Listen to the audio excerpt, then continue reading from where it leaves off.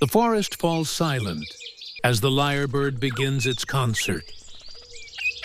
It can copy the songs of other birds, even the kookaburra.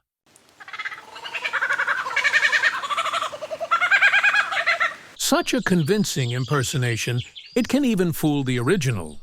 But to outsing his rivals, he needs to go further. Laser gun, a solid choice. That was camera shutter. A car alarm. A chainsaw. And yes, even a baby's cry.